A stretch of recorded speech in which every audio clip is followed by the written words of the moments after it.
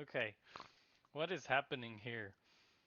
They talked about latency and how removing everything between your database and your business logic and your client, like the network and various operating system layers, can improve your latency, obviously. So that's what they're doing with SpacetimeDB. SpacetimeDB has your database, it has your business logic, and they connect to it natively. You can do that, you can develop games, etc.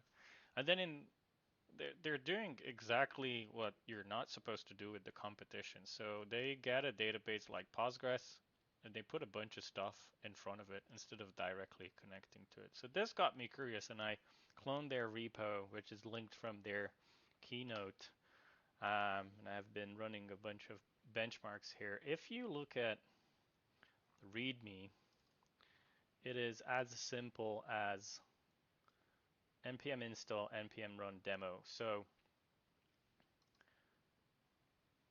this is what you're running, the demo TypeScript file. And interestingly, I already modified this. They have a function here called run benchmark. And if you are testing SpacetimeDB, the way of benchmarking is completely different. And this is also detailed in the README. When running the benchmark for SpacetimeDB on higher end hardware, we found that we were actually bottlenecked on our test TypeScript client. Wow.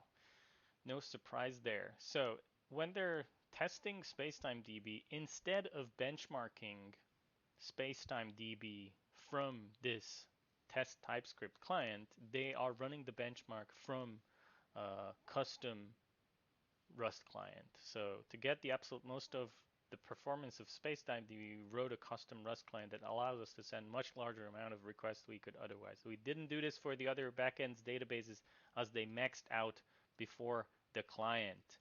Did they though? So what they're doing is if the case is that we need to benchmark SpacetimeDB, they are running a custom binary written in Rust which runs natively, and then that process has the entire benchmarking process delegated to it. So the TypeScript demo benchmarking harness just says, hey, run the benchmark for me, writes the result of it into a file, and then reads that result and displays the TPS amount. For all the other systems here, there is a database, and in front of the database there's a RPC server which sits in between the benchmarking harness and the database, and the benchmarking harness from TypeScript calls this RPC server, which is written in TypeScript, which calls the database. So what I did is first the regular comparison. Let me stop this SpacetimeDB database, remove all the data, start it again, the way they want us to start it, like SpacetimeDB start, and then run their benchmark. So if you would do Postgres RPC, which is in their original numbers keynote comparison, it would ask you to start the RPC server. So this would mean what I told you before is that TypeScript benchmarking harness, TypeScript RPC server, and then Postgres. So the first thing that I did is I removed this RPC server and I said, hey, let's call Postgres directly from the benchmarking harness. Now, I did write this because they did not publish. In the README, they say, we didn't do this for the other backends databases as they maxed out before the client. So they don't have a version where they have the benchmarking harness talking directly to the database. So I wrote that. And then I also wrote their version. You will see why. So I have a Postgres Go client just because that was the thing I picked. So I wrote a Postgres Go client, which does exactly the same thing as their Rust client, connects directly to the database, and runs the benchmark itself. Now, the other major thing that I did change is if you look at the SpacetimeDB configuration, this is what's running. SpacetimeDB has one table where it has all the accounts and the balances and has two reducers. One is seeding the database or the table, which fills out the table with the accounts and their balances, and the other reducer is for transferring the money between them. So this is basically what's running as a transaction or atomic transfer between the accounts. You can totally replicate the same thing in major databases, including Postgres, which has been out there for a long time and it's completely free. You can write stored procedures and functions. So instead of, let me see if I can find it, should have a Postgres RPC server. No, that's the RPC server. Here's the RPC server for Postgres. Instead of running an RPC server and talking to the database and running queries like, not going to be able to find it for you now, should have prepared it. Instead of running the queries themselves, or yourself in the RPC server or wherever you want to run it, you can totally write that into Postgres. So when I wrote the Postgres connector, I created the same exact configuration like they have it here for SpacetimeDB. A table, a seed function or procedure or reducer, and a transfer one.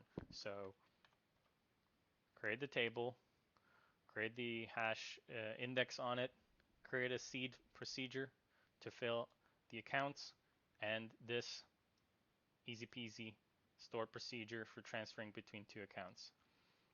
Get the balances from both. If one of them doesn't exist, fail. If there's not enough money, fail. Otherwise, update exactly as it is in SpacetimeDB. With an asterisk. I clone their repo. I will submit a pull request for them and kindly ask them to compare apples to apples. You can check out my code once I do that. I will hopefully link that under my video, and you can call me out. You can point at my code if I did something wrong. I will put it in one commit so you can diff it easily. So I wrote this. So basically what we can do is compare Postgres without an RPC server and the demo harness talking to it directly. And then we can also compare Postgres, the benchmark running with the native Go client that I wrote, and SpacetimeDB, which they wrote, which is SpacetimeDB running, and the Rust client talking to it natively. And if you do that, you get very surprising numbers. So this ended up with 100K, and Postgres with the various configurations here was a couple of thousand compared to that. So we are expecting 100-ish K, 100-ish times difference between SpacetimeDB and pretty much everything else, or at least that, order of magnitude, a couple of thousand compared to 100-ish thousand. I'm running this on my little gamer laptop, so decent amount of RAM, decent amount of CPUs, but not something that they've been running this on. They have that documented as well somewhere.